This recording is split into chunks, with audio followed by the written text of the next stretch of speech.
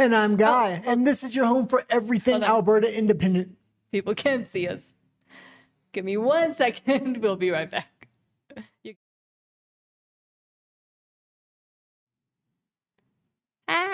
Can you hold? Give me 1 second. You're going to see a very ugly angle of me, and then we'll be right back.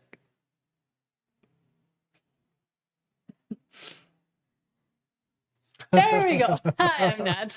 And I'm Guy, and this is your home for everything Alberta independence, broadcasting live 6 days a week. That's Monday through Saturday. There is a ton of big news coming out today. The judge that originally blocked the decision, the other judge that's reviewing it, doesn't seem to be too happy for it. So maybe that will be a favorable ruling on Alberta independence side, as well as, oh God, what was other news?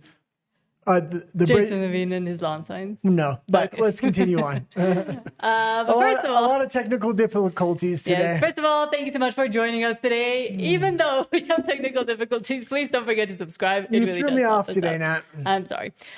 Please subscribe. It really does help us out. Also, we try to read most of your comments or all of your comments live after each segment. However, if you send a super chat, we pause the whole show and read those first, and it also really helps us out. And we have memberships. And speaking of, and Yasinski, thank you so much for the $2 super chat and for saying that our show is always amazing. Thank you so much for being here too. Maybe a little less amazing today with the opening there.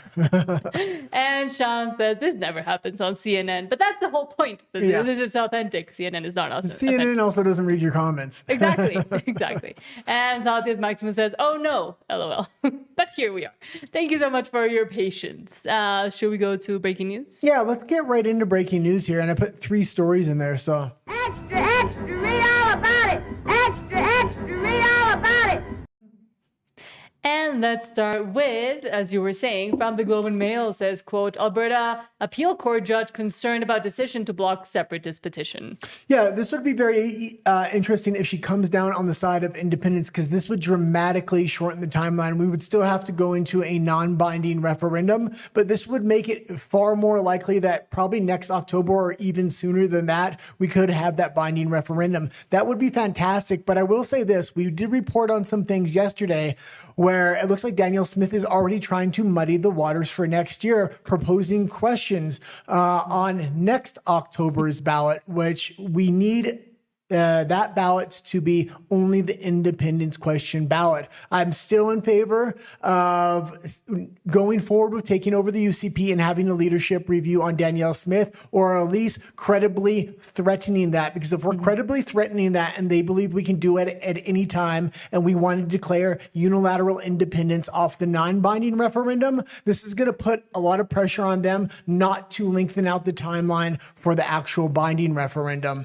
So I think all 3 game plans need to be in play. We need to go forward with the binding referendum. We need a large turnout on that one. I would hope for 60% or more, just in case we do want to call unilateral independence off that first referendum. Because it's non-binding, we're going to want a large number on that. After that, we should start looking into increasing UCP memberships. Even now, we should be increasing UCP memberships, looking to take over the UCP and potentially ousting Danielle Smith and putting someone in there that is an independence loyalist, like a Keith Wilson or something like that. And if this ruling comes through and it's favorable to Alberta independence, that would be absolutely huge. If it's within 6 to 12 months for a binding referendum, I'm more than willing to go that route.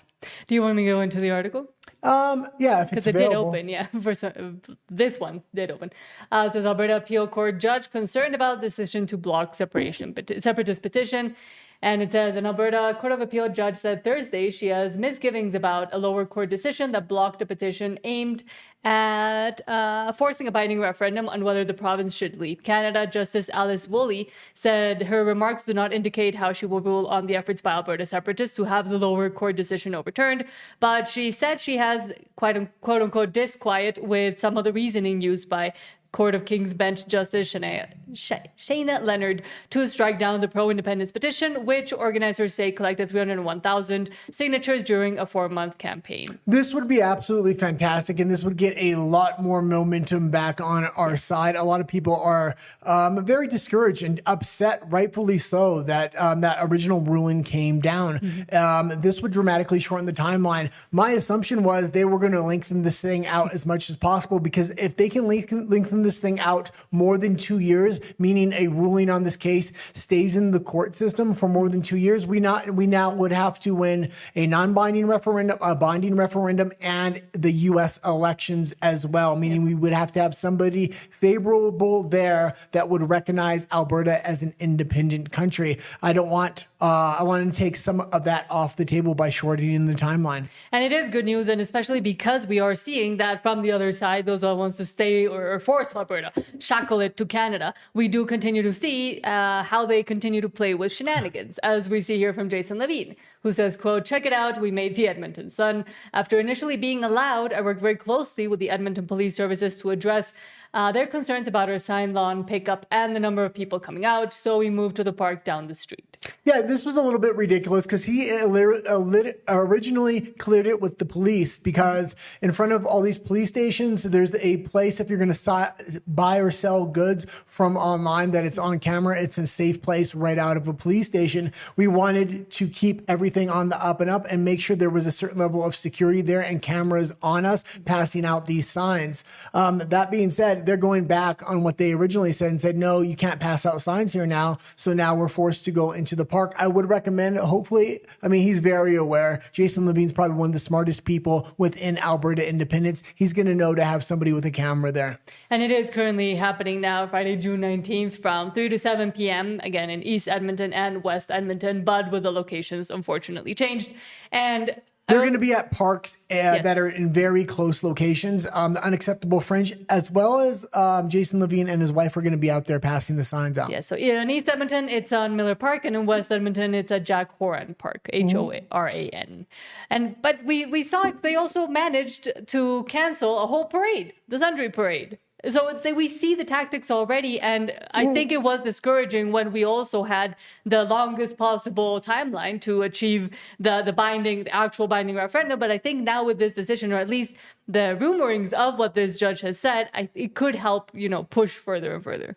Yeah, absolutely. It's going to build some momentum, but I will say we're only a couple weeks into this official campaign season, and the amount of things they've done with Corey's billboard, now with these lawn signs coming out, with the parade. I mean, you name it, I would say every 3 or 4 days, they're trying something to stop us from promoting independence. And what are we doing in return? Not much. We're not pushing back on them in the same ways. We're being respectful, and we're allowing them to run their campaign. However, we do see something that might help us out as well, because from Tyrone Yaney says, quote, "President Donald Trump just put Canada on notice and told Prime Minister Mark Carney the era of America last deals is over, saying the fact that Canada controls what crosses the Gordie Howe International Bridge and owns land on both sides is unacceptable." Gordie Howe. Sorry, Gordie Howe. Sorry. John. Thanks a lot, Caroline. Yesterday, the president on social media threatened to block the new Gordie Howe Bridge, which would connect Detroit to Canada. This is a bridge that was fully paid for by Canada. It used American labor to construct it. It used American steel to construct that bridge. The president in 2017 was actually in favor of this bridge, part of a joint statement that he put out when he met with the Canadian Prime Minister. Why has the president changed his mind as it relates to this bridge? I think the president was very clear and direct in his truth, John. But just to reiterate, the fact that Canada will control what crosses the Gordie Howe Bridge and owns the land on both sides is unacceptable to the president. It's also unacceptable that more of this bridge isn't being built with more American-made materials, even more so than what President Barack Obama committed to with the Canadians at the time, at the start of the project. He also believes that the U.S. should own at least half of the bridge, have shared authority over what passes across it, and participate in the economic benefits generated by its use. This is just another example of President Trump putting America's interests first. And so he made that very clear in his call with Prime Minister Carney earlier today. And we remember Mark Carney's original statement when he was asked about this. He said, oh, it's not a big deal. It's going to be a short delay. We're just working out a couple of details. It looks like it is a very big deal. I think this has a lot to do with a lot of other things other than the bridge. Mark Carney is talking out of both sides of his mouth, making friends of America's enemies, whether it's China or the globalists over in Europe. So I think Donald Trump's going to start to tighten the screws now, but after these midterms, especially if he wins those midterms, he's going to really tighten the screws down. I don't think the liberals are that concerned, because if you hear them all talk on mainstream media, including a lot of people within Mark Carney's caucus, they're all saying Donald Trump doesn't have a prayer in hell in the midterms. I think exactly the opposite, and I can't wait to see their faces when he does win the midterms. And again, that will only give more and more momentum to Alberta's independence, because it helps give us, and Carney is one of the best spokespeople for Alberta independence, because it helps us show that in Canada, things will not only just stay the same, they will continue to get worse and worse because of the leadership that has been there for the past, I would even say 20 years. I won't even say just 10. Yeah. And we see where it's gotten us up to this point. But now we'll go to your comments and then into Alberta. Stay free. Yeah. Did you hit breaking news for the last segment? Yes. Oh, okay. Steven Jensen says, hi, folks. A really wet weekend starting tonight. And same here. It's been pouring down rain and thunder. So if you hear noise outside, that is thunder rumbling. Well, not just rain and thunder. We've been getting that Mexican snow, which is hail, basically. We had it yesterday. We had to walk home in it from the grocery store, Yes. and then we got it today. Big chunks of ice. Steven Jensen also says BC-Exicans. Yeah. BC-Exicans and Alpex. I don't know. I wouldn't know how to contract them all together, but yes. Sean says, rain, climate change, only giving a bunch of money to nonprofits paid by government who pay back the politicians will stop its rise. And even then, it may be too late. And again, my big reasons for Alberta independence is no taxes on citizens. So one parent can stay home with the children. We can reverse the birth rates. But also, we don't want to join all these three-letter organizations, whether it's the UN, the WHO, you name it. On day one of Alberta independence, we get out of all those organizations and we can directly negotiate country to country and not give billions of dollars to organizations that are actually against the will of the people themselves. Steven Jensen also saer, I'm an ex-BCer too. I wouldn't want to live there either anymore. No. Absolutely beautiful place, but the ideology has killed it. The interior is beautiful. The north is beautiful. Even Vancouver and Victoria are absolutely beautiful. The problem is the politics in that place is probably the farthest left in all of Canada. And Canada is very far left to begin with. And natural beauty can only go so far. Yeah. Lyle Norman says, TGIF, and yes, happy Friday to everybody as well. Steven Jensen says, wish I lived in Texas, but you've got a real Islamist problem there. It's starting especially now. I used to travel through Texas a lot. It's not the most beautiful state in the world. I mean, BC is far more beautiful, but the politics are much more acceptable for me down in Texas. Sean says, how does Canada own the land on both sides? Did we sell the land to them? Asks Steven Jensen. Oh, I'm not sure, but I was here. That was what both the Americans and the Canadians were saying that as well. Maybe when they were constructing the bridge, that was part of the deal, I would guess. Steven Jensen says, Trump rocks. People don't understand what he's doing for America and checking the NWA, EU, etc. Yeah, a lot of people that follow international politics understand what Trump's doing very well, but a lot of Americans just don't. But I think the conservatives overall are in a good place for the midterms. The America First people are somewhat against Trump, and I don't know how that's going to affect the midterms. But on a global level, he is doing an absolute fantastic job, especially here in Mexico. Central America and South America are having massive changes take place, not only immigration, but economically, militarily, going against organized crime and things like that. The whole Western Hemisphere is looking to uprise here. The golden age is here if Canada would just get on board. With Mark Carney there, I don't think that's going to happen. The best we can hope for is Alberta gets its independence and becomes part of that Western Hemispheric alliance. Well, I would say continentally he's doing it because he is focusing and centering on the American continent, while a lot of people don't even know what is being done here and the changes that are being implemented to form that alliance that once again could really help Alberta become independent as well. Yeah, I think he's going to ultimately, Mark Carney is the front man for a lot of these globalists within the EU, and the way the Canadian political structure is kind of set up, it's rotten to the core. I believe Donald Trump's going to have to break Canada in order to make Canada comply with this new strategy for the Western Hemisphere. And I think this is a good thing, especially for Alberta, if we want our independence. True. William Rebel says, howdy, all Mexicans. Hello, and thank you for being here. Saltius Maximus says, I always judge news STI. Sites. Oh, okay. Yeah, probably. William Rebel says they think more like Albertans, and I don't think we want to go. That we want to go back to BC because he called us all Mexicans. So no, we don't. Maximus No, but the best thing that could happen to BC as well is Alberta independence. I was watching Keith Wilson talk about this, and they are heavily reliant on Alberta, not just for their energy and their oil. They only have about 11 days if Alberta cut them off, but 80% of all cargo that comes into British Columbia from Asia has to pass through Alberta. We would have a ton of negotiating leverage, and this could wake up a lot of BCers from their ideological radical. Well, I don't even know if some of them are. What would you call it? Radicalacy? Ideological radicalism. Radicalism. There you go. You're better with the language than I am. Saltius Maximus. Oh, okay. Here's the full message that he was trying to send. Says, I always judge news stories by the words in the headlines. Why use separation and not the word independence? The small things tilt public opinion. And exactly. And because, as I always say, with mainstream and traditional news, they always try to make it into a self-fulfilling prophecy where if they call it a certain thing or if they report on a certain thing that might not actually be happening as big or as much as they say, they hope that it will continue to turn to that side. Well, there is a lot of chatter, and I know we've pressed it pretty hard. I talk about it almost every show, and that is a binding referendum is enough to declare unilateral independence, take over the UCP, and have a leadership review on Danielle Smith. We're not the only ones talking about this, and I think this is waking up a lot of these judges as well as the Federalists to say maybe we should go forward with a binding referendum within a year. Otherwise, they're going to use this binding referendum and just non-binding referendum and just leapfrog supersede Canada. the second one. So we want at least to have two shots at keeping Alberta within Canada, I think. So I think a lot of this chatter and the fact that we're getting fed up with these games the federal government is playing is actually benefiting us in the long run. And being able to have, for the federal government, being able to have that binding referendum that they can control is a lot more useful to them than if we once again jump over the whole Canada strategy and using the binding referendum and just go the international declaration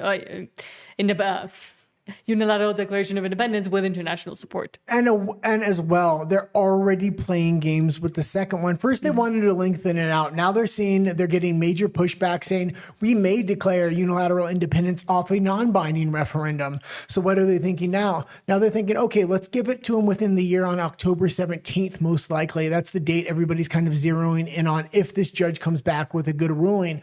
But if they do that, if Danielle Smith starts flooding that October 17th referendum with a bunch of other questions, that muddies the water. And then they're going to challenge us through the Clarity Act and the court system again, trying to lengthen out that second process. So I can already see our strategy, their strategy, counter move here.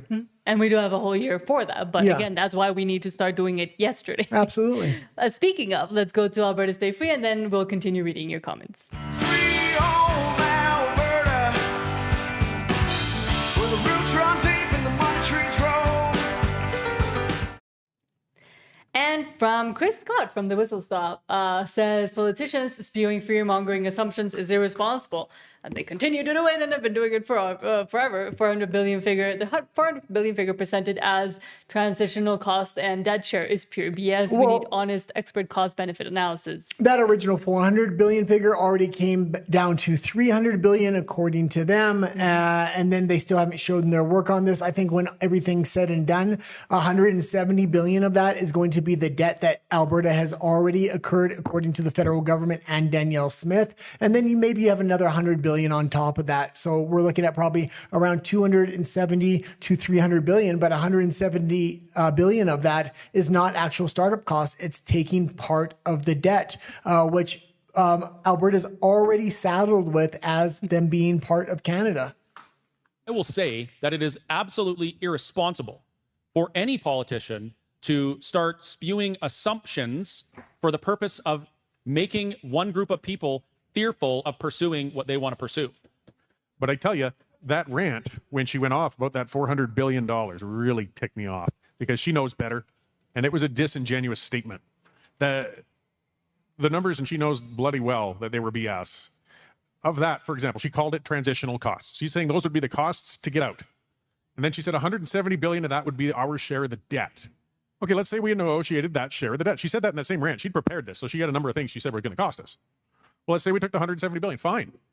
Well, we have it already. We're just cutting our chunk off the credit card. That's not new. That's not transitional. So that was BS on the part of the premier, and that pissed me off. I don't like being BS'd. And then she said we'd have to pay 25 billion a year because we'd be NATO members, and we'd have to do that to keep our military up to the standards of a 5% GDP commitment. There was more to her. She broke down that 400 billion on these statements. Again, a whole pile of assumptions that we would even join NATO. Canada's just got up to 2%. Why the hell would we be obligated to 5% even if we joined? It was just absurd and ridiculous. I do want to see a proper, honest cost-benefit analysis done by some experts. But when I saw the premier get off on that foot, I lost a lot of confidence that they're going to do this without BSing us.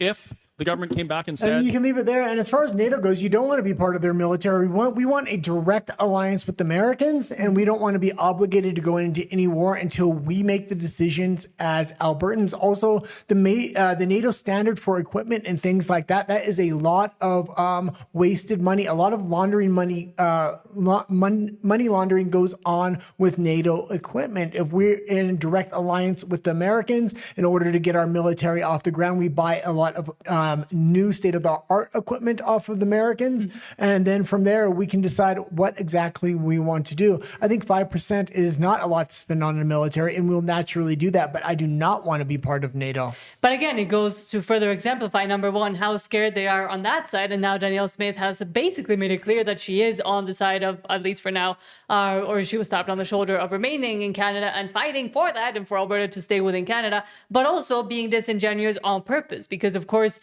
not letting the people know that, oh, we might be able, or we will be able to decide if we, for example, want to join NATO, but also with the fumbling with the numbers, you can see just how desperate they are, or how desperate they've made the call to her to start doing just random calculations that don't fully make sense. And when we came up with the numbers, then the numbers funnily go back down. They haven't done any of the work. They haven't done any of the calculations. They were saying they did. Then when we called them out on it, they said, oh, they have somebody working on it now. Then that number has already gone down to 300 billion, and it's going to continue to go down from there. It's going to be very interesting if they ever actually show their work, especially because Keith Wilson is working on all these white papers, and our work is going to be shown. We are going to dominate the statistical realm when we start debating these things and stuff like this. Another thing is, we definitely don't want to be part of NATO. Being an alliance with Americans is a good thing when maybe Republicans are in office. But if a Democrat gets in there again and wants to start World War III with Europe, I don't want to be a part of that. Alberta should be able to make its own independent decisions always. We don't want to sign on to any of these organizations, whether it be the UN, NATO, or anybody else. Because, again, we already have the history and the precedent of what happens when you do join them. Direct negotiations with individual countries, and we're aligned with countries that are ideologically aligned with us. But also from, I believe that same day, Chris Scott says, young people are increasingly conservative, driven by economic hopelessness and alternative information sources. They're ditching traditional media for online content, cutting through the BS that help shaping their own views. I can't talk today. Something I think a lot of us, if we were involved in the petitioning, saw, which was really striking, and it surprised me. A lot of young people signing the petition. A lot of people coming out. They aren't coming to the meetings like this. Some do. There's exceptions, of course. But we saw a great number of young people taking part, signing they wanted to move this process along. So they're there. And we've seen that in the polling and the breakdowns as well. Young people have been becoming more conservative in general. We saw that in the federal election. Part of it is the hopelessness of the situation right now. The chance of buying a house, unless your parents have handed you a large amount for a down payment and some help, virtually impossible. Paying down student loans. That's that thing I was talking about, was that creeping, poverty that we do have, even if people don't realize it. I think the reason it mostly, and I understand that there's a lot of exceptions, but it was mostly kind of the boomer group that voted the Liberals back in. That was a particular bunch of them. They were all like, I've got mine, my stuff's paid off, I don't want to rock the boat, I'm just going to keep things the same. I think most of the people in here might be in a similar situation, but we're thinking, yeah, I'm fine, but I want to make sure my kids and grandchildren do better, so I'm going to change things. But the demographic shift has been Now, I think we need to be maybe a little bit more honest about this. Young people have come over to the conservative side of the aisle on a global basis here, but we haven't had that transfer over to Alberta independence. It should be an easy leap, but we need to appeal to those people more. And letting the other side constantly walk all over us, whether it's yarn sides, billboards, and other things, young people will see that. And I don't know if they want to be part of a movement they're going to perceive to be as maybe weak from their eyes, or we're on an extended timeline right now of it could take up to 3 years for a binding referendum. Also, that gives no real political action or any hard action. Young people really want to see action. And that's why going after the UCP, potentially ousting Danielle Smith and shortening the time for a binding referendum is going to appeal to young people, as this is a movement that's taking action now. But also specifically within Canada, the young people feel disenfranchised, especially those that did turn conservative. I think they're the ones that are the most both disappointed, but also in a feeling of helplessness and hopelessness, because they thought, oh, we do have the opportunity to make a change. And then now we have to wait 3 more years. And then we have to continue to wait. And then even then changes won't actually be made. Well, and that's the thing about Alberta independence. We were claiming we can make change now at an extent the Conservatives can't possibly dream of, even if they got into power in Canada. And all of that is true until they start extending out the timeline to 2.5 and 3 years for a binding referendum. We need to get that timeline back down so we can honestly make those claims that we're going to have independence, have a firm foundation that's going to go farther and harder than any conservative in Canada could ever hope for. Mm-hmm. But next, from Yukon Strong says, quote, great video from Christy for Change. I agree on all points except one. The Liberals didn't steal a majority. The Conservative Party gave it to them. And I also do agree with that bit. That is really interesting that ever since the Liberal government has a majority, rather than putting bills and legislation through that actually helps Canadians when it comes to taxes or grocery prices, et cetera, the only legislation that has been put through to date has been censorship laws, social media laws, and becoming more of a social state. Isn't that really interesting? That is really interesting. Mark Carney only got his majority government, and he has been full guns a-blazing on censorship and authoritarian laws. You better believe there's going to be a little bit of a pause before they can get everything enacted. And when they're going to have to pass the bills, then they're going to want to set the right precedents on these bills. And then it's going to be authoritarian state in Canada, especially as the economy starts going off a cliff.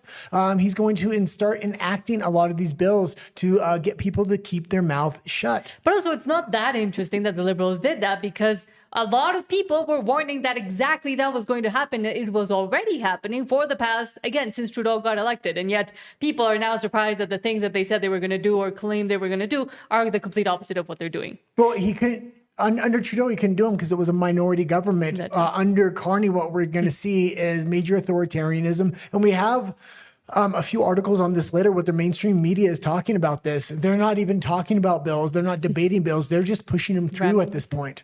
But Stephen Jensen, thank you so much for the $5 super chat, and says Ben Trudeau is doing university engagements shortly, especially U of A in University of Alberta in Edmonton. Oh, absolutely fantastic. And he's been absolutely great. And that's not Ben Trudeau, Justin Trudeau's brother. Yeah. It's another Ben Trudeau who's absolutely fantastic. But I'm glad, again, that they are doing and going and reaching out to younger people as well. Yeah. But again, we have to have a bit of a harder edge, and we have to shorten the timeline so we actually are perceived by young people as we're going to make change within the next 12 months. And which is why we are working, or specifically we want to start working on being able to reach people on social media, maybe in a different way that I think has been tried. Yeah. Might not be for everybody, but we'll see. Let Alberta Decide says Alberta's done waiting. Today, Let Alberta Decide launches a citizen-led campaign to put Alberta's future in Albertan hands. Vote option 2 on October 19th, 2026. And this was absolutely fantastic. This was probably the biggest news, and mainstream media was all over this event. And this is Keith Wilson. This is one of Keith Wilson's organizations here, and they're doing an absolute fantastic job. I had a chance to go to the website. I believe you tried to go to the website, but it was down. It finally did work. Oh, it did. It is very professional. professional, has a lot of good resources and information there. So much so it has pictures of the ballot and it shows where you should X on what question and everything else. I'm very impressed and I want to see exactly what he does going forward. The big news coming out of this is going to be those white papers because the federal government doesn't have any numbers to counter it with. And I think when they come with the numbers, it's going to be very bloated and not based in reality. Well, he's gathering a lot of experts from the military, the business community, and other different communities where I think these white papers are going to be absolutely fantastic. But also, interestingly, the mainstream media, yes, was all over this, but by calling it, it's just a picture, but by calling it a rally, as Keith Wilson rightfully so came out to say it was not a rally. We were giving a press conference about something that we're launching. But and we continue to see the hits and the attacks. But again, it's more of a neutral organization where he's trying to give neutral messaging out there because he wants to start appealing to that middle demographic who are still undecided voters. I think it's a good strategy. A lot of people he put into that organization that were being interviewed at that very press conference had very, very good messaging. They have a very refined messaging to appeal to the middle voter. But now we're going to your comments and then into Alberta politics. Sean says, why hasn't Trump insisted in moving the border to connect Point Washington? I mean, again, we don't know what he'll come up with in a little bit once he's done trying to do the whole continent, then moving further up towards into the north in Canada. Real Stephen Jensen says, and restricting China's tentacles with the Monroe Doctrine. Yes, and it has been effective, except nobody wants to cover it and actually show what has been done. And I'll be talking more about the federalization of natural resources later in the show. It's a topic I typically bring up, but I've been watching a lot of left-wing media, and man, they're sounding more and more like conservatives. Carney is slyly moving over moderate liberals into conservative territory, taking a lot of those talking points. When it comes to military, they're talking about they want more military now. When it comes to law and order, they want more law. It's very interesting what he's doing right now, and he's trying to transition the Liberal Party away from radical liberals, and I think he wants to just try to peel off conservative voters. Now, how possible is that actually? I don't think it's very possible, but it really undermines Pierre Poilievre. And I think they want to get a leadership review on him, push him out, and try to get a Kinney or a Doug Ford in there. Someone easier. So they have no pushback when it comes to federalization of natural resources or anything else. Stephen Jensen says, Canada and Denmark have fought over the tiny rock off the island for over a century. Canada can't figure out stuff if it had diarrhea. Well, they stopped trying to figure it out. I guess they figured it out and we reported on this. They want to use that rock they were fighting over for a long time as an entry point for Canada into the EU. When we did a series of videos about Canada joining the EU, I know it's only rumored, but what would it mean and what entry points are they trying to use? And they're trying to use that very rock they were fighting over as, Canada's connected to the EU, which is absolutely ridiculous. But every single day we show the stories on this show, Canada seems to be tiptoeing closer and closer to the EU. And Sean says, not sure if Alberta geographically can be a NATO member. And Stephen Jensen says, love that Trump is pulling back on NATO, and it was necessary for a very long time. And we have to, the fact that even he, but as an independent Alberta, can start asking the questions of, are these institutions, number one, still doing what they were formed to do, but number two, still make sense within the modern context that we live in? Yeah. Because a lot of them don't, but people want to stay in the UN, in NATO, in the EU, just because it's the way it's been done for so long. And it used to work at one point maybe, and it was still necessary at one point maybe, or were they ever really necessary? I disagree with you a little bit. It's not because of history or anything like that.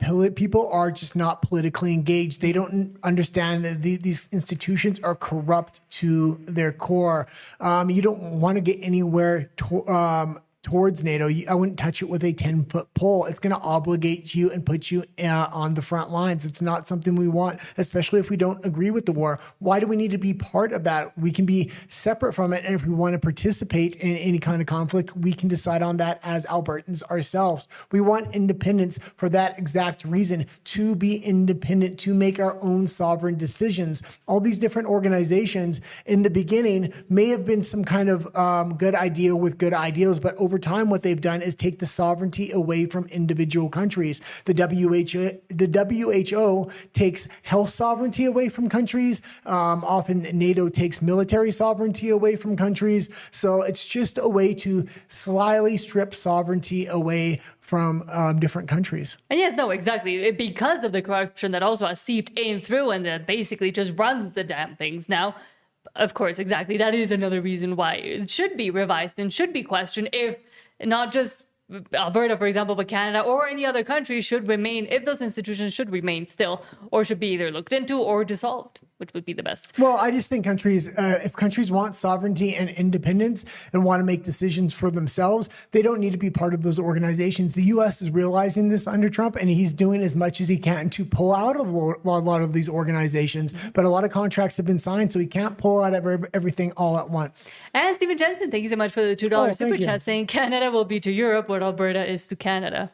It will be the resource colony of Europe because, again, they want to federalize or nationalize a lot of the natural resources Canada has with the help of Carney, the banker, and then use that and strip it for parts. Absolutely. And they'll sign on to these different three-letter organizations like NATO or other organizations to sign different mineral rights and mineral sharing rights to the globalists as well. This is why Alberta needs its independence now.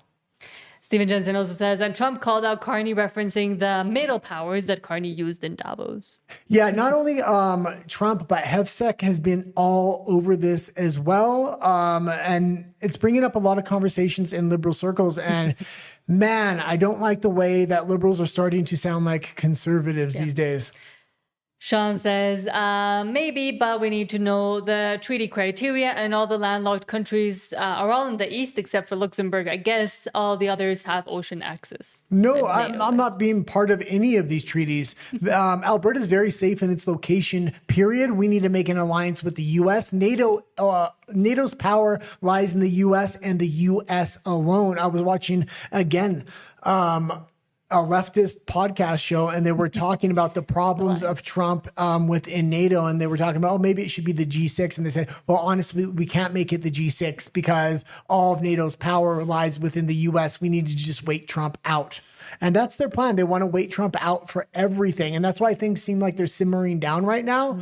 They're not simmering down. They're simply waiting for Trump out of office. And once if they can get a Gavin Newsom in there, they're going to try to make up for lost time. And you're going to see not only a resurgence, but a resurgence with a vengeance. And we've already seen that when Biden came in. Again, I don't think he really was fully there or ever really was fully president. But those behind him and those that were acting on behalf of were trying to make up for lost time the last 4 years when Hillary Clinton was supposed to be in there. And again, I think a lot of things have been, and the precedents have been set from way a long time ago. And it's just being able to enact them, because they haven't been able to. If they get in 2028, then I disagree. It's not about enacting them. All these countries around the world, whether it's the UK, Canada, or the EU, we profile very closely in all laws they're trying to enact. They enacted all these laws already. They're already enacting. They're just not setting the precedents with the laws yet because Trump's there and he'll call them out and there'll be repercussions. But as soon as Trump's gone, because they've already passed all these bills and all these laws, they're going to implement them and they're going to set the precedents at that time. And the last time we seen something like this was during the Jibby Jab era. I would expect an era like that, not necessarily that they're going to call a national emergency, but you're going to have a unified front with a president like a Gavin Newsom, if he ever gets in there, with the EU and Canada, and them just trying to steamroll over the civilian population there with authoritarian laws. Yeah. Few more comments and then we'll go into Alberta politics. William says, I am a Texan, so I understand the Alberta way of thinking, and says, and I'm rural Texan, so I think I understand rural Albertans even more than Albertans in general. Yeah, absolutely. And I want everybody to know in the United States, Alberta is ideologically in very much lockstep with a lot of, I would say, MAGA conservative kind of populist thinking within the United States. That being said, we don't want to be part of the United States because the United States can be very bipolar. Meaning under Trump, we like the leadership that's going on there, but under a Joe Biden or if a Gavin Newsom gets in there, that could be a very bad situation for Alberta. We don't want to be in that situation. We want to be free and independent. And if Gavin Newsom does ever get in there and he puts in some very radical type laws, Alberta could be that place that conservatives from the States might flee one day. End up going to. I know a lot of conservatives from Canada right now are all fleeing to Texas. Yeah. And Yasinski says, we are all standing strong. Whatever the other side throws at us, we will stand strong, go Alberta. And yes, exactly. But I want to also add Philip Vespa's comment kind of on top of that or concurrent with that, because he says, why are we not pushing back on Forever Canada? I didn't sign up to be part of a soft movement. Yeah. And you could have took the words right out of my mouth. Actually. Exactly. And the way we push back needs to be different. And this is what I'm talking about, thinking outside of the box. They're trying to cancel us off billboards, take our yard signs down. We don't need to be hard by doing those things back. What we need to do, what we need to get an edge to our movement is take their advertising, take their yard signs and say, if they have Forever Canada on their yard sign, put Forever Taxes and make it look just like them. Steal their advertisements and make them a negative version of those advertisements and push them out there. Use their own logic against them. We need to get a more hard edge to this movement so we appeal to young people. Because it will appeal to young people. So we don't look like we're just getting run over. Mm-hmm. And not being on the defense, but on the offense. Yeah. And I think forever, just in general, conservatives in Canada have been on the defense against everything. Well, We know the ways to go on the offense because we've seen other countries do it, and we currently are seeing other countries doing it as well. I'm not saying resorting to that, but it is possible. It's not completely impossible. No, it's not just possible. We need to talk about, and this is why I keep bringing up the strategy of after October 19th, we need to threaten to take over the UCP and start building up memberships and actually trying to enact that and threatening a leadership review on Danielle Smith and possibly going forward with that as well. That puts an edge to the movement and goes after real political power. And change. And if we can do those two things successfully, we can also declare unilateral independence without a binding referendum. A non-binding referendum is enough for a lot of other countries in the past, as long as we have 2 to 3 other countries willing to recognize us, which we already do. This entire thing gives a very much a hard edge to this movement and said, you want to push? We're going to push back. We're going to push back even harder. We don't have to wait for a binding referendum if you want to play dirty in the mud. Especially because as a citizen movement, it is the citizens themselves, and the mass of people is getting larger and larger, and I think could even get larger if more and more people saw that there was a real chance and it is a real option, not just the same words I continue to hear from the conservatives, for example. And we talked about it yesterday on yesterday's podcast, but getting somebody like a Tom McDonald, who is from Edmonton, Alberta originally, and now lives in the United States and makes songs on freedom causes, that would give a real edge to the independence movement. We're talking about hundreds of thousands, if not millions of dollars being donated to Alberta independence. Somebody putting some of that money aside. It would be nice if Tom McDonald made the song on his own, but even paying him to make a song would give us an anthem with an edge, which would appeal to young people as well. It would be a good investment. I know previously, some people within Alberta Independence were trying to rent out the Edmonton Oilers statement and then got denied. That's going to cost hundreds of thousands of dollars. Money better spent might be giving it to Tom McDonald to make a song about Alberta Independence, especially considering he's from Edmonton originally. True. And I will say, when you meant stealing their lawn signs, it is stealing the graphics and the marketing that they're already using, the Forever Canadian people. And this was brought up in chats and as suggestions by all of you, by people themselves. It's not coming up out of our heads. But being able to put Forever Taxes, but in the same font and the same style. And it doesn't even have to be a lawn sign. We can do it online and just make it a big thing online to just use their own marketing against them. Well, and get somebody that looks like Tom Lukasik and redo his ads and have him saying different things. It would be funny. But now let's go. Well, I don't know if they could sue for defamation, but now let's go into Alberta politics, because I'm sure he would. He seems like the type. Well, yeah, they would try to sue, but I mean, there's always ways around things. Yes. He doesn't discuss federal politics. He only concerns himself with Alberta's independence. Let's start with Mark Nixon saying, quote, fantasy meets reality. We can't choose China over the U.S. Canada's global trade is China 5%, Canada, U.S. 75%. Mark Carney better offered China in the U.S. and Canada trade discussion. And Aaron O'Toole is absolutely right here, but I absolutely hate Aaron O'Toole he's an actual conservative in liberal clothing there. I think we have to realize that some of these initiatives the Prime Minister is looking at with China may have to be tossed in the negotiating discussion on CUSMA, because the U.S. relationship is critical to our economy. China is very important for agriculture in a couple of sectors, but we cannot run into the arms of China because the U.S. is giving us challenges. I think we have to realize. And again, yeah, he's right there. But this USMCA deal does not look like it's going very well. And we do have a lot of people from Doug Ford to Jason Kenney to Erin O'Toole looking to oust Pierre Poilievre with a leadership review and then kind of slide into that seat. And I'm sure Mark Carney would absolutely love that, so he doesn't get any pushback. He already doesn't like going to question period. He's getting a lot of negative press for not going to question period, even from the liberal media. If they could ever get rid of Poilievre, I'm sure we would see him in question period every day at that point. Especially when the questions come from people like exactly either an Erin O'Toole or Doug Ford or maybe even Jason Kenney. But with O'Toole, I think a lot of people, and the reason I really don't like him and hate him, I would even say, is that he wasted a lot of conservatives' times by like the conservative people's time by trying to be there and doing the exact opposite. And now we're unfortunately seeing that maybe Poilievre might be in that same vein. It might just be the vein of the Conservative Party and the MO of the Conservative Party that most people are realizing now can't really do much. Next, Bruce McGonigal says, quote, after being asked if he would ever support I actually really hate Erin O'Toole as well, but I hate him because I actually voted for him. Yeah. He was running during that jibby jab era, and man, I wanted anybody but Trudeau in there at that point. And man, I really learned my lesson from that. That's why I got a hard edge when it comes to these milquetoast conservatives now. That's what gave me my edge. Erin O'Toole opened my eyes to what a fake conservative actually is. After being asked if he would ever support a new Alberta oil pipeline to the BC coast, David Eby, or Eeyore, admits he is not even at the negotiating table with Mark Carney and Danielle Smith. Oh no. And this is a longer clip, but I think it's important because it has a lot to do with Alberta here.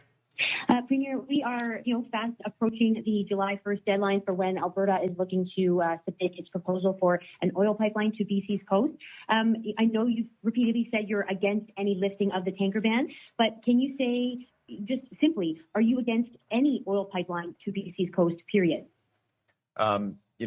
Katie, the focus that we have as a province is on projects that have investors are in environmental assessment, are going to be delivered to grow the Canadian economy. I know Alberta has its focus. But for us here today, the Red Chris mine expansion approvals, there's a private sector proponent, 1,800 construction jobs, more than $1 billion of investment. This is where our focus and attention is. I know Alberta is working closely with the federal government on their proposal. We are not at the table. We'll see what they bring forward. I can tell you with certainty that and we're going to keep playing this, but this is the federalization of natural resources that I was talking about. We're seeing even premiers like David Eby trying to invest a lot into getting mines off the ground or natural gas off the ground within BC. He realizes it's the same pot of money from a lot of the people that would invest within these industries between BC and Alberta, and he wants to cut Alberta out where he gets that investment for BC. Ultimately, I think you're going to see a federalization of Western Canada through David Eby, Danielle Smith, and the other premiers like Scott Moe. That the idea of running a pipeline through to the North Coast will only jeopardize actual, real major projects that British Columbia has as well. LNG Canada Phase 2, Solism's LNG. Between them, more private sector investment in Canada than anywhere else in the country, and probably some of the largest industrial investments in anywhere in North America. So, we are trying to focus hard and deliver on the projects that are going to make a difference for British Columbians and Canadians, and we're going to continue to do that. Follow up, Katie? I mean, when you say you're not at the table, you were just, met with the Prime Minister yesterday. Is there still an option for you to get to the table? And wouldn't that allow BC to push for, push against lifting the tanker ban? I couldn't help but notice there's now an Enbridge director who has been appointed by the federal government to the board of the Prince Rupert Port Authority. That seems like a potential attack on the very tanker ban you're talking about. So first of all, can you comment on that? And can you comment on, is BC going to get at the table so it can advance its position? Well, just like Alberta, we're at the table with the federal government. We're at the table on the projects that are going to deliver for British Columbians. We have $250 million in training money for young people who are facing the threat of AI around their jobs, who are concerned about what their future is going to look like? Are they going to have a job that's going to pay them enough money that allows them to have a Well, family? pause it for a second, and we're going to continue with this, but he's going to talking about AI with young people and them losing their jobs, and he's trying to steer them towards the natural resource sector, which he was doing completely against for his entire career. It's very interesting that he's flip-flopping sides here. But when you look into the details, yeah, he has major projects he wants to get off the ground within BC. I think they're laying the framework for the federalization of natural resources. If Alberta can get its independence, a lot of these natural resource companies are now going to be stationed and headquartered in Alberta. All that investment money that was originally going through BC will be headquartered in Alberta, and it will put a lot of leverage within Alberta's hands over British Columbia to get access to that coast. To have a home here in British Columbia. And the projects that we have, I think we're 60% of the projects, the major projects office federally. Red Chris Mine here, today's announcement, the massive expansion, 1,800 of those jobs in construction alone. One of 7 major mining projects that we've approved. This is the work we actually discussed the Red Chris Mine with the federal government. I discussed it with the Prime Minister yesterday. And I also discussed critical infrastructure projects for British Columbia, like the massive tunnel, like the Northwest Transmission Line that's going to enable electrification of the entire Northwest and reduce carbon pollution while improving mine operating economics and bring more of these projects forward. This is where our focus is, and it's where it's going to be, what we'll deliver for British Columbians and Canadians. And that's what we're really excited about, and that's where we're showing the progress. And I will say this, most of the natural resource development within British Columbia is through mining. Mining is massive in BC. I used to work in the mining industry a little bit. And that being said, the Rocky Mountains also run through Alberta. And if we can deregulate and get those mining headquarters, which are primarily all based in downtown Vancouver and British Columbia, and have them re-headquartered in Alberta to get access to the Rockies in Alberta, that will be absolutely devastating for David Eby. And if he wanted any of that money and investment, he would then have to go through Alberta. And again, he and Carney are making it way too obvious what the following plan is, and especially looking at if maybe Alberta could become independent, and especially if we don't need the permission of them to do so, because then they can't really control the outcome, which I think they will eventually try to do even with a binding referendum. Well, then the next step kind of becomes BC, and the focus shifts towards BC and maybe even Saskatchewan again for that federalization or nationalization of the natural resource industries. Yeah. But speaking of, Free Alberta says, quote, she meant it. Danielle Smith meant it. Her job is that we will never have a referendum, at least not a binding referendum. And absolutely fantastic from Nadine here. The audio was a little bit iffy, but I thought it was a good clip, so we would play it. Hi, everyone. I got a question for you. Have you considered the fact that Danielle Smith has been playing games with the Alberta separation, Alberta independence movement? And I just want to ask you this. Have you considered that there was a threshold of 177,000 signatures required to have a referendum question? Now, I'm not sad that the referendum question is not necessarily going to happen on October 19th. I'm glad to have the extra time. But here's the thing. October 19th, we're going to have a question on whether or not to have a question about referendum. But here's where things get particularly... And I'm not happy to have the extra time, because they're going to make extra time this first time. And then after that binding referendum, they're going to do other things to make more time. They're trying to make us win 3 votes: the non-binding referendum, the binding referendum, and the U.S. election. Because even if we get a binding referendum, and we're successful at it, but they're able to successfully lengthen out the time. And if Gavin Newsom gets in office, we're not going to have, or it's very likely we won't have, a country to recognize us. And that, what would that cause? That would make the Canadian government not go into good faith negotiations with Alberta and just say, no, you're not leaving, and no, you don't have anybody to recognize you. So we need to shorten that timeline. Devious. We have now moved the bar from 177,000 people to signing a petition, Citizens Initiative, to have a referendum question, to now we have to have 51% of all of Albertans to have a question as to whether or not we can even have a referendum. And Danielle Smith said a year ago her job was to make sure we did not get there. She meant it. Absolutely, she did. And she's trying to muddy the waters already for the second referendum by already putting questions on there. It needs to be made clear to her. We're not taking this. We're taking over the UCP, and we're you're gonna be up for leadership review, and we need to go through with those threats. If we fail, we fail. But also, if we fail, and Danielle Smith successfully stays in office, she's still going to want our votes. So she's very likely to still put that binding question on there. But also letting her know that even if she doesn't mention it and it doesn't get mentioned a lot, and they've tried to exactly just muddy the waters as to the process within Canada, there is a process outside of it, and the international process, the unilateral declaration of independence. And I think it scares them that much that they don't really want to even discuss it or talk about it. But we've seen other countries gain independence through those measures, and not in a mostly peaceful manner, I will say. But it is a possibility, and that's why they never want to really touch it. And they want to say you have to go through us, very similar to what Poilievre says. You have to wait for me for 3 years for any kind of change to happen. Yeah, you don't. As soon as we have somebody within the UCP that's not Danielle Smith, that has a backbone and is in favor of independence, all they have to do is declare a unilateral vote of unilateral vote of independence. Or the Declaration of Independence. Sorry. But also for Danielle Smith, looking at it, like if we really think about it and the way try to see it from her perspective, I mean, it is more convenient for her to stay within Canada because then she can actually build a political career further out from just Alberta.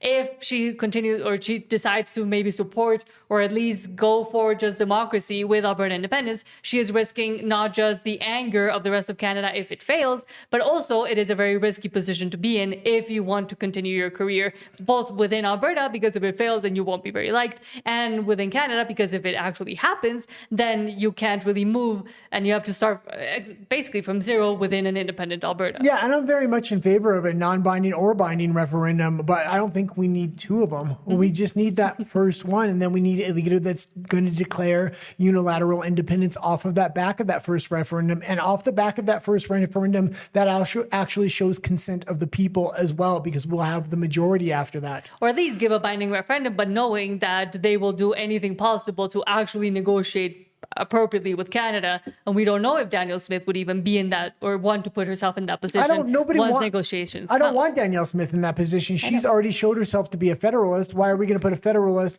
in a position to go into those negotiations? Exactly.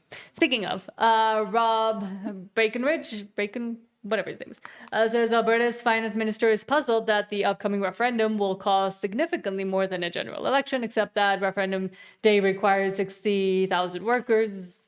Well, and look at Danielle Smith in the background. She's just going to be shaking her head here, and this could be some funny business. And we talked about this before. There's already job postings for those 60,000 workers they're going to need, but he's the one that's going to approve the financing for this. And if he says, well, we don't need 60,000, we only need 10,000, we're just going to go through the same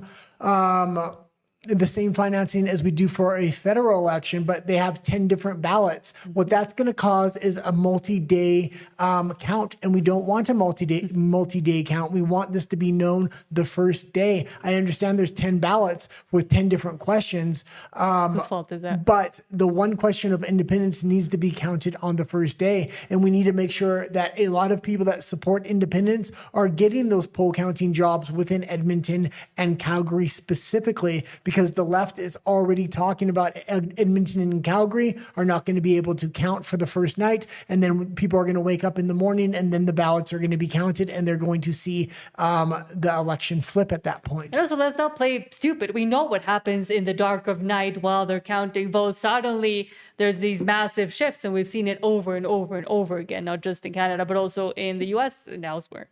I don't know what you're referring to as far as those estimates. I can tell you those seem extremely high to be able to run an election. It doesn't cost us this much to run a general election. So I'm not sure why Elections Alberta would need that level of money. Happy to look at that report. What I can tell you is that we'll make sure Elections Alberta has the resources to do the job that they need to do.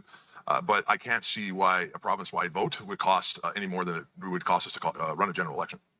I don't know what and leave it there, and let's play it again and watch Danielle Smith in the background. It's almost like she's going to throw another hurdle in front of us, and that is, well, we don't need 60,000 workers. She's not saying it. She's going to get the finance ministers to say it for her. We don't need 60,000 workers. We're just going to run this like every other normal election. The thing is, there's going to be 10 ballots with 10 questions.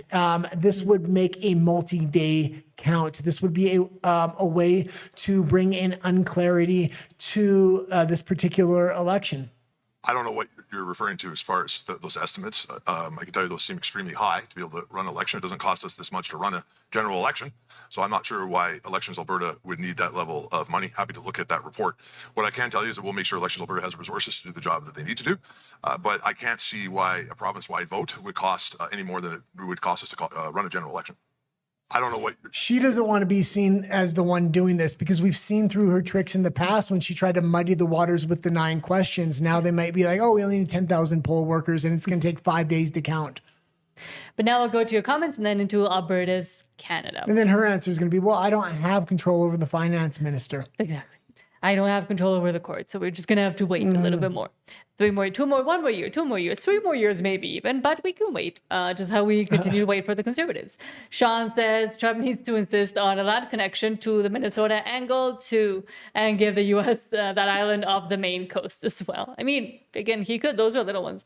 But we'll see what position Trump eventually puts Canada in fully. Stephen Jensen says Europe has very little left for resources because of their own bad decisions and because of their own measures that they took against themselves and then against Russia. And now they're surprised they can't really do anything. Sanjali Hello says there's cheating that will be going on.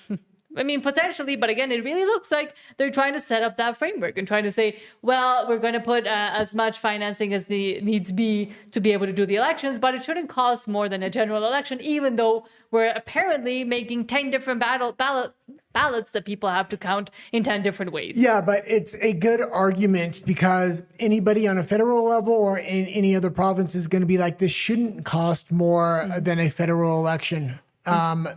And so when they don't give a proper amount of funding and they don't have the proper amount of workers and they give the excuse of, well, it's going to take a week now, we didn't realize. It's going to be palatable for a lot of non-politically engaged individuals at that point. And there should really only be 2 ballots. There should be the Alberta Independence ballot, which that's what Danielle Smith said there would be. And then all the other questions would be on another ballot. Yeah. But what they're doing now is 10 different ballots. And this is going to muddy the water when it comes to the actual counts. Saltis Maximus says Trump is getting a little revenge on Doug Ford, LOL. And again, I'm sure he's happy to do so as well. William Rebels says, oh, Texas is more beautiful than you realize, guy. Some parts of it is, but nice. Other parts are just... I like the big fields. Yeah. No? Yeah. Some of it's nice, but some of it's not very nice. James B says Carney is the greatest LMAO, and especially the ways in which he's helping Alberta independence with basically every single decision and time he opens his mouth. Southeast Maximus says Mitchell was cut in half. Yeah, I realized. And William Abella says I don't think they see what Trump is actually doing. Trump is playing geopolitical chess, while the conflict in Iran is on the surface about Iran. When you look at it deeper, it's about China and the city of London. Well, and they're having a real tough time because they're trying to. They think they can play Donald Trump, and they're in these little petty negotiations, just like Mark Carney the other day at the G7 going up to Trump, trying to explain the tariffs on the Chinese cars. We're only letting 47,000 in. And Trump's like, yeah, you're doing a good job, but he's playing big move geopolitics here. And he's not worried about the little car thing. He wants to distract him with the car thing, and then he wants to distract the UK with this, and then the EU with this trade negotiation over here, where he's making the big moves in the background against the globalists. William Rebel says, I mentioned with Max and Mitch that I think that the independence campaign should adopt the pro-Alberta message and accuse anyone attacking them as anti-Alberta. Yeah. Because essentially that's what they are. They're anti-Alberta and pro-Canada. That's a fantastic idea, actually. Canada sucks. So if you're pro-Canada, then, I mean, what really are you for? Saltius, but yeah, it's a good idea. And I think we might actually use it as well. Saltius Maximus says, calling someone federal liberal aligned is better than anti-Alberta. Any messaging with the word Alberta should be positive and show strength and positivity.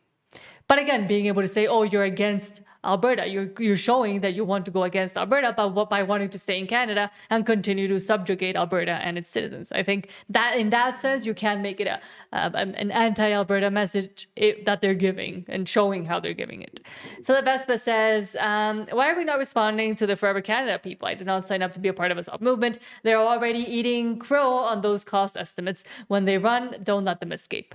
Yeah, and we need to push back a lot harder against Forever Canada. We have a target with them as well, and they seem to be an easy target. It's through Kazakh, and when he puts pictures out there of saying, "Oh, I had a gathering this week and it was huge," it was 20 people in the picture. That's not huge.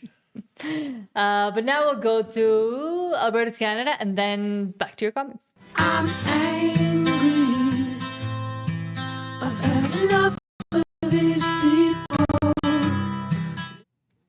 Sorry, I messed up. Alberta Personalities, and then your comments. But they need to understand that Albertans are done. We're leaving, and there's no more conversation to be had. I know that's upsetting to people.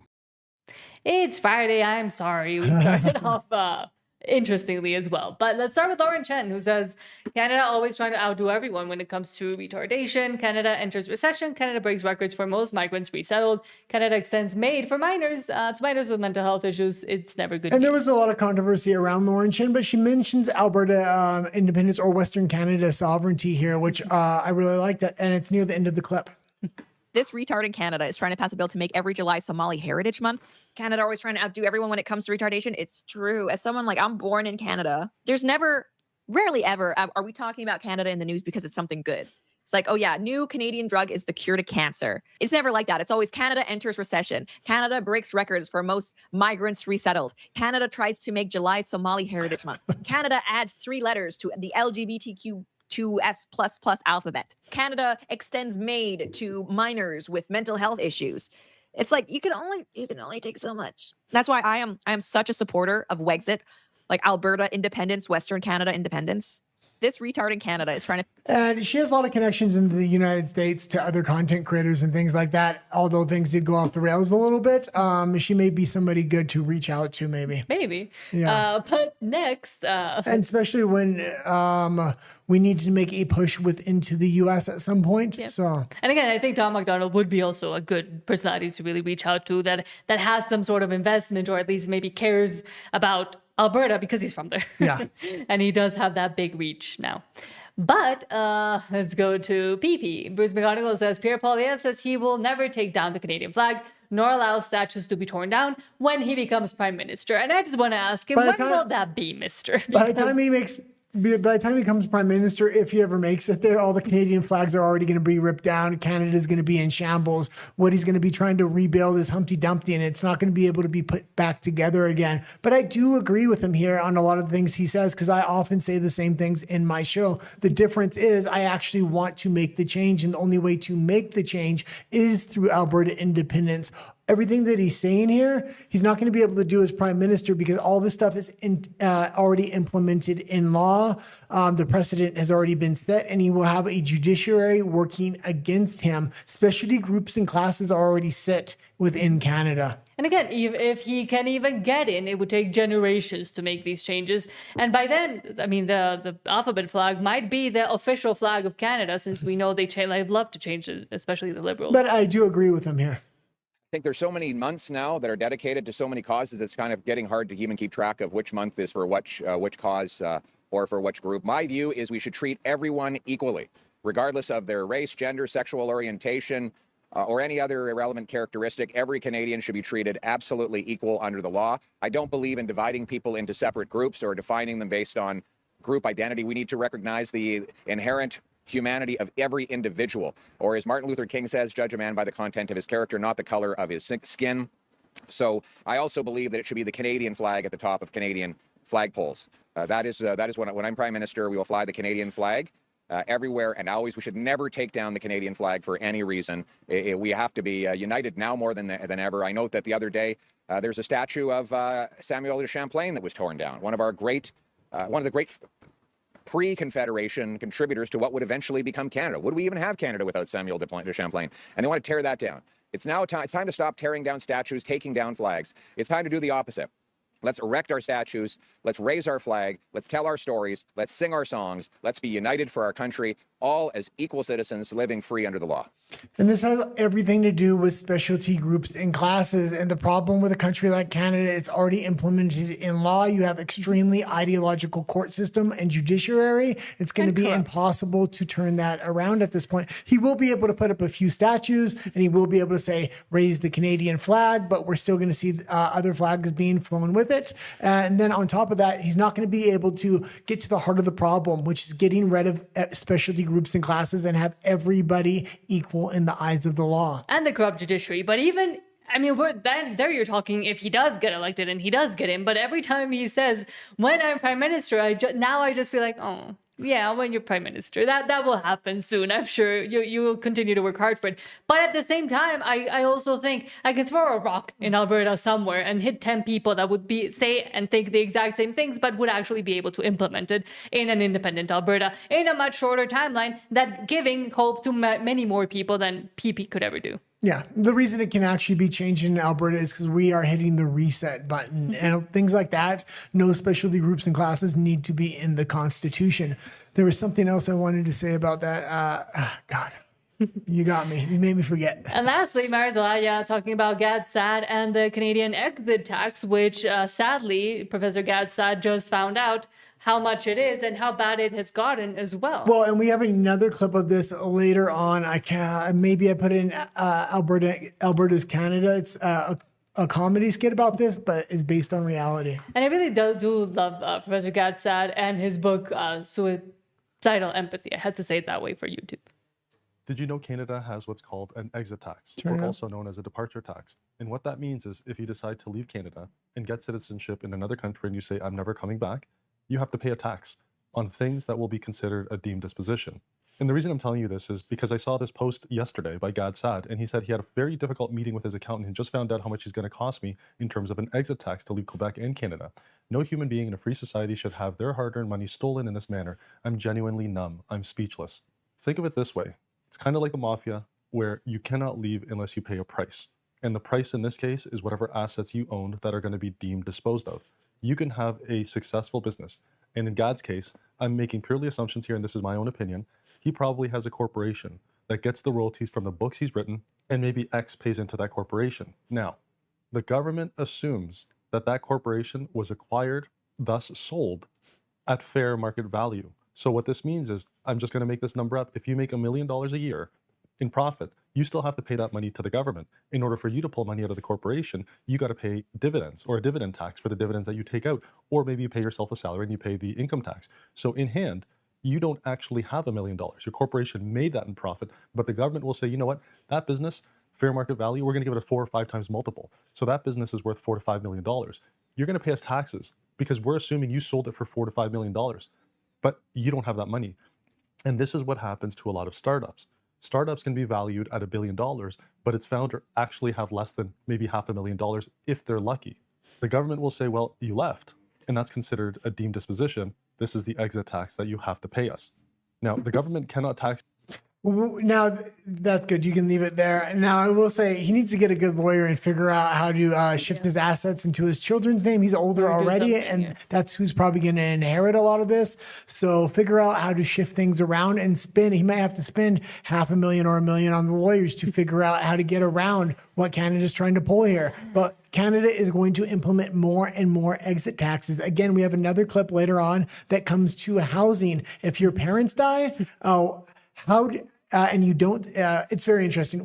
We'll let her explain it when we get to that clip. Yes, but I mean, in a way, I'm glad we left before a lot of this was like fully out there, and we're trying to fully enforce it and implement it as they see more and more people leaving Canada than ever before. But also that we really owned nothing. We had nothing. So I mean, they really couldn't take anything else that they had already taken from us. Yeah, that made it easy for us. Which is sad that, I mean, the people that actually could benefit way more by leaving, and especially leaving towards the US like GAD-SAD could, are being essentially shackled, just like Alberta is being shackled, to Canada and saying, no, you can't leave. But this is why 47% of entrepreneurs that start businesses in Canada actually start them in the United States from their founding to avoid this kind of situation. Which is insane, but okay. Let's go to comments and then to Alberta's Canada. Now for real. Sanjali says, Tommy the Commie isn't even a third-party advertiser. And I think you agree. Yeah, and they're starting to investigate that. And the Unacceptable Fringe made a great video, and we should be calling Elections Alberta on him and be polite when we do call, but make complaints. And Philip Espa says, Carney giving speeches, and I kind of want to bring it up, but I couldn't find it. Carney giving speeches to Canada's soccer team instead of focusing on trade is embarrassing. Nothing but propaganda, but also flying here and there and everywhere, but between Geneva and wherever else he has gone, and then quickly going to Vancouver to the soccer game just to make presses while he's not there in question period or doing anything useful. It wasn't just a presence. He actually gave the speech in the locker room, but who the hell does he think he is? He's not motivating anybody. They all look very depressed. He's not inspiring anybody. No. Like, absolutely ridiculous. He would do the absolute opposite of inspire me if he talked to me before a fight or a game. Salties Maximus says, Alberta independence has been very positive and restrained. Even Jeff Rath has calmed his language a bit. And that doesn't mean they aren't fighting hard and exposing the media bias opposition tricks. And the opposition's tricks. No, but the fact that we've just accepted and accepted and accepted this timeline getting extended and extended and extended, that's completely unacceptable. We're at a 2.5 to 3 year timeline, according to Danielle Smith and Mark Carney. Now, with this new judge in play, and it looks like she might come down with a ruling on the side of independence, that may shorten the timeline again, but I would expect this to get pulled out again after a binding referendum or even later on. They're going to extend this timeline, so we not only have to win 2 referendums, but we also have to win a U.S. presidential election. So we have a country that's going to recognize us. Again, we need to put pressure on this situation and say, we only need one referendum. We can declare unilateral independence after that. What that does to the other side and their playbook, they said, okay, maybe we need to shorten the timeline because we can't play around and have them actually declare unilateral independence without a second vote. Because then they don't have the control over that second vote. Not only that, but then if Alberta was to declare unilateral independence off the back of a non-binding referendum because the leader of the UCP was in favor of independence and would have the power to do that, that would send a message to every other province in Canada and basically a roadmap to how to get out of Canada in a quick fashion from a citizen-led movement. You would see possibly Saskatchewan, Manitoba, BC, other places use that same roadmap. But I will also say, and I think it is great that people are fighting back and that they are giving the messaging that I think has worked up to now, and that yes, they're exposing the media's bias and the opposition's tricks, and maybe calming down a little bit with Jeff Rath, maybe because it made sense because he was getting a lot of pushback on the type of messaging he was doing. But at the same time, I do think it is necessary to look at other strategies and other messaging because we aren't hitting the younger people, for example, that need a completely different messaging that a lot of people might not agree with, but might actually give more results than what we're seeing right now. And we might actually get more people on board with different types of messaging for different types of people. I think the immigrant community needs a very different messaging as well within Alberta than what is currently being done. And it's not to say, oh, these people are doing bad, these people are doing good, but we need to expand the broad and the breadth and the reach of the messaging, and also maybe change the ways some of the messaging is being done. It's not just about the messaging, it's about the actual strategies. Multiple messagings and multiple strategies can happen at the same time. And that's what we need to realize. And if we don't use multiple strategies at the same time, like talking about taking over the UCP, having a leadership review on Danielle Smith so we could potentially declare unilateral independence after a non-binding referendum, then they're just going, if we don't use that strategy, they're going to keep lengthening out the timeline. And they have a lot of advantages when they can lengthen it out past 2 years. At that point, a lot of our plays get taken off of the board. And again, it might not make you super popular with everybody at the same time if you're going a little bit harsher, but which is what I plan to do. But at the same time, you might also gain. It's almost 7. Okay, but you might also gain more people that you didn't think you could convince. Okay, now let's go into Alberta's independence. Oh no, let's go into Alberta's independence, and then we'll continue Alberta's Canada, and then we'll continue reading your messages.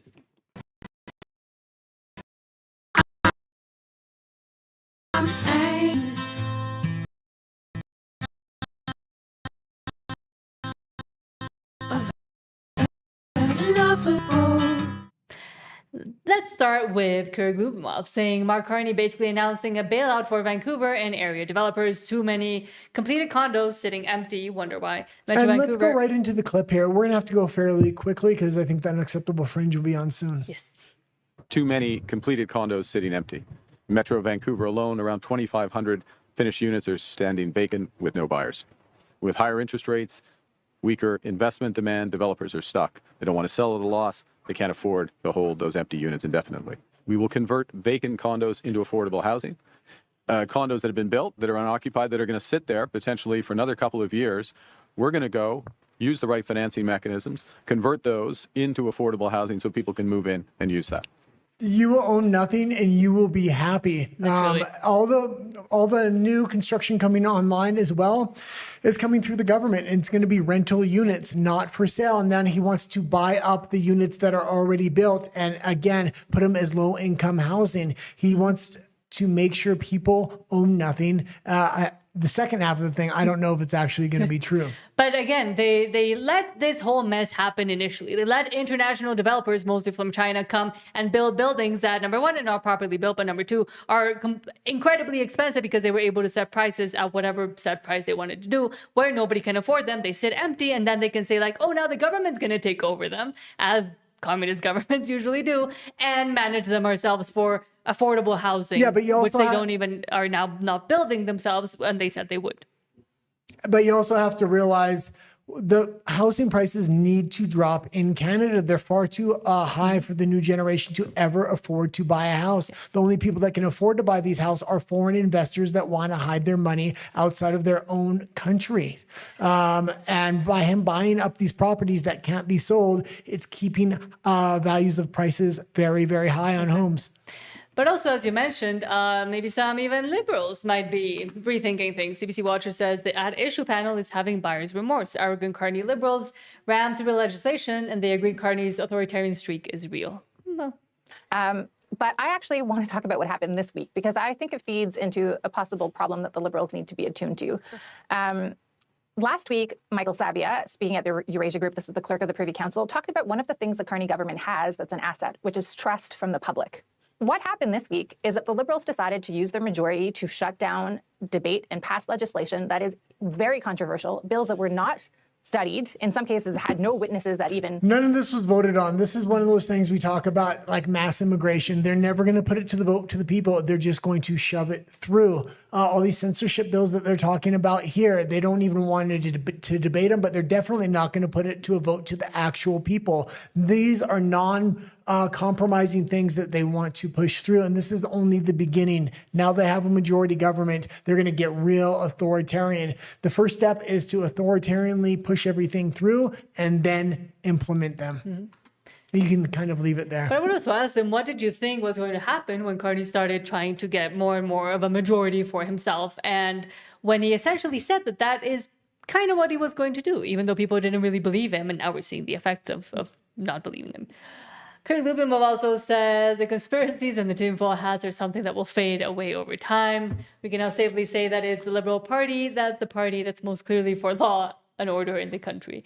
And this is the crazy thing. They are, because they're passing all these crazy authoritarian bills. Their idea of law and order is the government has complete control. Not everybody's equal in the eyes of the law. They want to pass specialty group and class laws where certain people get stricter sentences and other people just get let off. Have found themselves divided and, in my view, on the wrong side of a number of criminal justice matters in this session of the House. And that is a significant now fault line that did not used to exist inside the Conservative Party, or at least the Conservative Party I used to know. I hope that, you know, the conspiracies and the tinfoil hats are something that will fade away over time. But we can now safely say that it is the Liberal Party that's the party that's most clearly for law and order in the country. Have found themselves. And again, the Liberals' idea of law and order is governmental authoritarian control, and you can see that with the censorship bills and a lot of other things, a fee for leaving Canada and stuff like that. Communism is your idea of law and order, and it usually is for the communists and the fascists, which they are proving more and more to be every day. But lastly, Antonio Tweed says, how does this even make sense? This is Canada, and this is kind of what I think you were talking about. Yeah, this is a great little skit she did, but all this is based on actual legislation and how Canada works. The CRA be like, excuse me, I just have a question for the CRA. My mother passed away, and she had a bunch of businesses in her name. Do you guys have a death tax? Good question. No, we don't. Okay, that's great news. We just call it something else. What? It's called a deemed disposition tax. Okay, how does that work? Well, first I need to ask, how much money have you got out of selling your mother's businesses? We haven't sold them yet. It's worth about $10 million. That's a problem. I don't see why that would be a problem. See, after we sell the businesses, then we can... Whoa, I'm going to stop you right there. So the deemed disposition tax assumes that you sold everything the day your mother passed away. Why would we sell everything the day of her passing? We are in mourning, and we just don't have time to... I'm going to stop you there again. We do not care. You should have sold everything already. Of course you don't. So if you calculate it all and we sell $10 million worth of property, how much do you get? Roughly about $3 million. Okay, no worries. Once we sell the properties, we will give you your cut. I'm just gonna keep on interrupting you. We want the $3 million today before you sell. I don't have $3 million to give you today. Oh, then we're gonna seize all our assets. Really? Really? So then you sell everything, take your cut, and give us our cut back? That's where it gets complicated. Gets complicated? It's been complicated since the beginning. We'll sell all her assets for fair market value, which could be below. As long as we get our cut, we're happy. So is my family going to see any of that money? Yeah. Okay, good. Maybe. Maybe? Probably not. Awkward. So I guess we will be in touch. Okay, bye-bye now. And they want to make sure you can't inherit wealth, and they want to stop this. This is absolutely ridiculous. Or that they get it, because again, it belongs to the state. Does this sound familiar to anybody else? People work their entire lives to pass on their inheritance to their children. They work hard so their children don't have to work quite as hard and can actually follow their dreams. Mm-hmm. So. Now we'll go quickly to comments or Alberta and the world. We'll go to comments and then Alberta and the world. Jesse B says, I'm so late. I'll rewatch all the ones I've missed. Don't worry about it. But thank you so much for being here. And says, work's been hectic, but heading to Sundry tomorrow. And that's great. And also, hopefully, work is good as well. And that's why it's so hectic. Sanjali says, French did a video today about the court case, and it sounded positive. Yeah, it does. And it looks like the judge may come back down on her side. That being said, she hasn't ruled yet. And when she makes a statement publicly like that, the federal government may be giving her a phone call behind the scenes. So I wouldn't count my chickens until they're actually hatched here. Yeah. But it does look good right now. True. Rage Against Machine says Brookfield is buying them up so they can rent them. And that's exactly what they're doing. And initially, they also let it all happen. Then let them go to waste, basically. And now they're going to be using them instead of themselves having to actually build the things, the Canada Builds thing that they said they were going to build. And Rage Against Machine also says, Happy Friday, everyone. Welcome to the nightmare. For now, unfortunately, but again, it's easy to wake up from that nightmare if we can become independent and choose how to live. Southeast Maximus says, can Daniel Smith use the notwithstanding clause to block all those bills? I don't think so, because a lot of those are going to be federal bills is going to be the issue. And this is a lot of the things that we kind of get into where Daniel Smith wants to claim stuff, but a lot of this stuff is over our head because it's on a federal level. And the way Mark Carney has manipulated the Canadian system, he's put the federal government in charge of everything. The power is actually supposed to be at a local level, a provincial level, and then the federal level. And the federal government is supposed to actually be in charge of very little. But under Mark Carney and the Liberals, they've completely flipped the system itself on its head, which it's not supposed to work like that. Yeah, but speaking of, let's go to Alberta. Oh, no, we're going to go to RUMBLE. That's going to be it. So we're not doing okay. So let me finish reading some of the last few comments. Philip Vespa says, a big concern that was brought up in the French's live stream, speaking of, is Daniel calling a snap election. I'm afraid she may fall on the sword just to spite us. Yeah, there's going to be some calculated risk going on, especially after October 19th. So, and she may want an election sooner rather than later. Because after October 19th, it may be in Alberta's independence favor having a leadership review and an election. But if she can call one before October 19th, it may be in her favor. Mm-hmm. Southeast Maximus says, Alberta doesn't need a large military if it rents bases out to the Americans. Very true. William Robel said, we don't want to rent bases out to the Americans, though. Yeah. But we do want to cooperate with the Americans and invite them on our bases and buy equipment off them, especially in the beginning. William Robel says, there is the Trump corollary to the Monroe Doctrine. You saw it in Panama with the canal. You saw it in Venezuela. You hear about it in regards to Greenland, and you'll see it with the implementation in Cuba. Yeah. And again, it is a plan. It's just, if you read the National Security Strategy document from November of last year, you can basically just see it all laid out there as well. William Rebell says, Guy, I don't want Alberta to be part of the United States either. Yeah, nobody does. And it's not that we don't like the United States. It's we don't want to be caught under leadership like a Joe Biden or a Gavin Newsom. KG Kennedy says, America is smarter than to vote in another Democrat government. Yeah, we would I hope so, don't know. but We've hoped it's that not about before. their being smarter. It's about the rigging of elections at this point. It's becoming very obvious. Now, Trump's doing a lot to fight back against that, which I do appreciate, but... Mm-hmm. And Sergeant Maximus says Erin O'Toole is a uniparty and showed us what the uniparty, I think, was the first glimpses of that. But I think Pierre Poilievre is the smarter version of that uniparty to make it look like I'm not part of the uniparty. I'm going to complain about real issues and real grievances, but I'm never going to be able to make that change. But I'm going to tell you, you can't make that change as citizens and as Alberta independents. You need to vote harder and vote for me, but you have to wait 3 years to do that. Mm-hmm. And KG Kennedy says, no matter the party in Canada, they will screw us forever, so we must stand united for independence. Yeah, some will never stand with us, but I bet more than 60% will, especially if you can explain to that more than 60% what the consequences of staying and of leaving are and how being able to contrast that as well. Yeah, absolutely.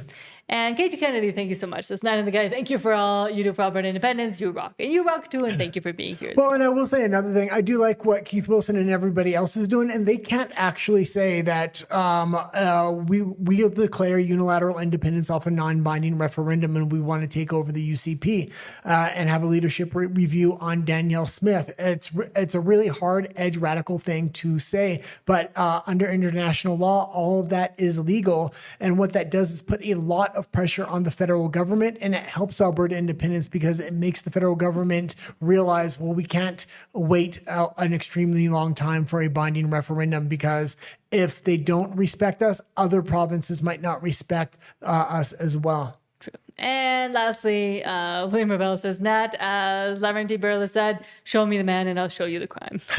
And in Canada, I can show you many, many of men as well. Tanjali says, have a great night, you two. And Rage Against Machine says, mail-in ballots decide.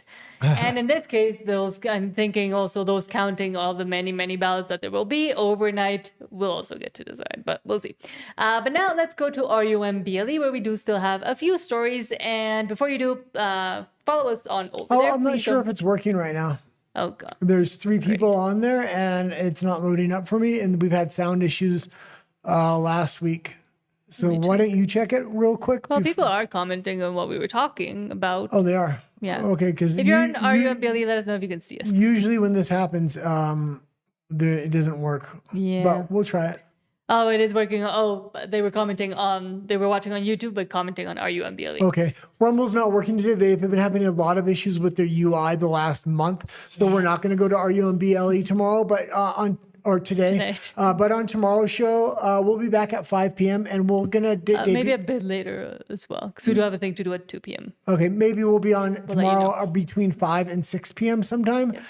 And we have a new set we're debuting as well. And Print of Alberta, thank you so much for saying you guys are awesome. Thank you for the great conversation. Let me just read a few from RUMBLE, just because people were there. KP4U says, smash the like button, you won't regret it. Thank you so much. And Crystal says, hello, dears Alberta Independence. Let's effing go. And yes, let's. And hold on. Yes, that's when they said that it wasn't working on RUMBLE. And Crystal says, I've watched Nadine's show with guest Lieutenant Colonel David Redmond. Really good. And yes, and I really do like the interviews Nadine has been doing. And I meant to watch that one because I started watching the beginning and something came up. I couldn't finish it, but it was like a 2-hour interview. But the things they said they were going to go into, I was wondering how good the interview was. So yeah, I'm planning to watch that. And Krista says, if I decide to put a 30-foot flag Alberta independence sign on my lawn, that's just me expressing my opinion, not a campaign message, as there's no independence on any ballot yet. That's actually a good point. And Krista says, even if Danielle could do anything, she won't do anything. That's how I have to say it. But thank you so much, Crystal and KP, for joining us, even if the Rumble stream was not fully working. Again, we will continue to try to be on there, but have a great rest of your night. We will see you tomorrow again at some point between 5 and I would say 7. We'll let you know on the community post and on X. Anyways, please stay safe, have a great night, and we'll see you tomorrow. Adios.